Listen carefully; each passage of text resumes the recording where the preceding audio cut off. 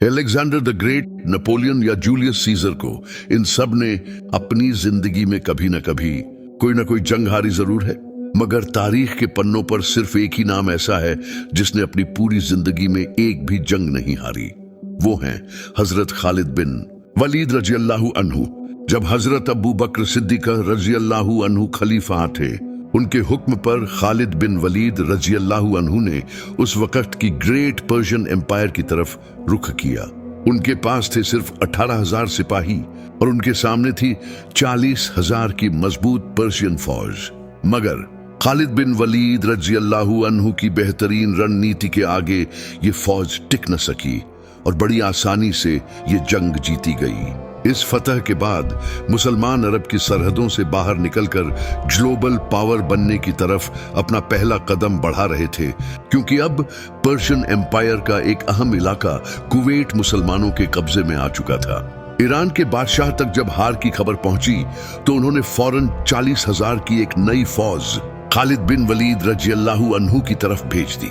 खालिद बिन वलीद रजी अल्लाहु अन्हु ने कुवैत फतह करते ही अपने जासूसों को हर तरफ फैला दिया था। जासूसों ने बताया कि दुश्मन की 40,000 की फौज बहुत तेजी से बढ़ रही है।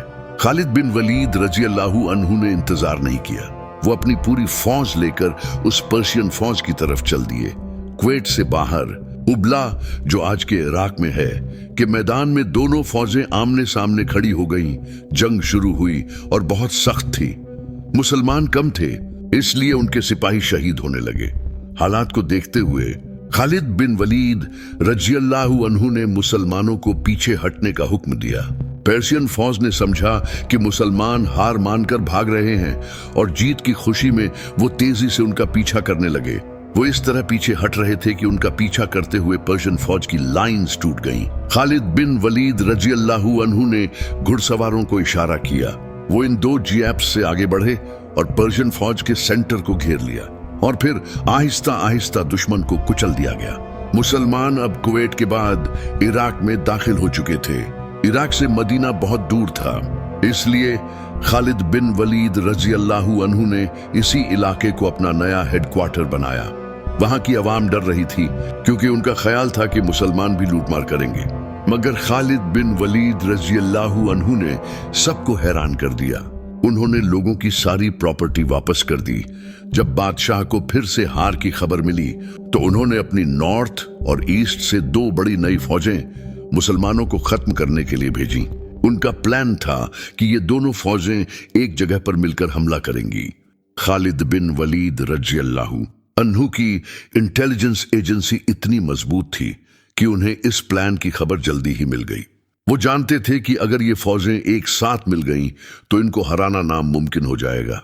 खालिद बिन वलीद रजी अल्लाहु अन्हु अपनी फौज को लेकर इराक के रेगिस्तान से होते हुए इतनी तेजी से आगे बढ़े कि वो पहली पर्शियन फौज तक उनके मिलने से पहले ही पहुंच गए।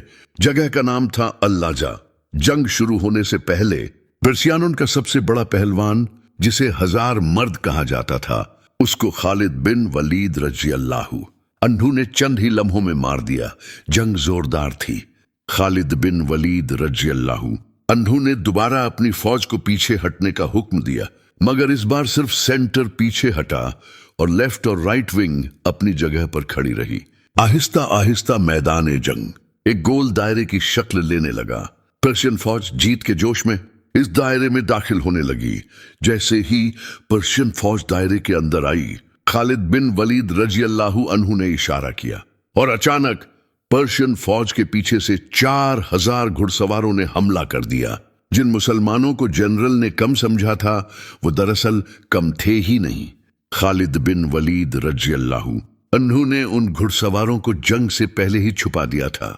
मुसलमानों ने पर्शियन फौज को हर तरफ से घेर लिया। कहा जाता है कि इस जंग से एक भी सिपाही जिंदा नहीं भाग सका। फारस की इस फौज को हराने के बाद मुसलमान पर्शियन एम्पायर के सेंटर के और करीब हो गए। हालात ऐसे हो गए कि पर्शियन और रोमन एम्पायर, जो 700 साल से एक दूसरे के दुश्मन थे, उन्हें मुसलमानों के खिलाफ पहली बार एक होना पड़ा।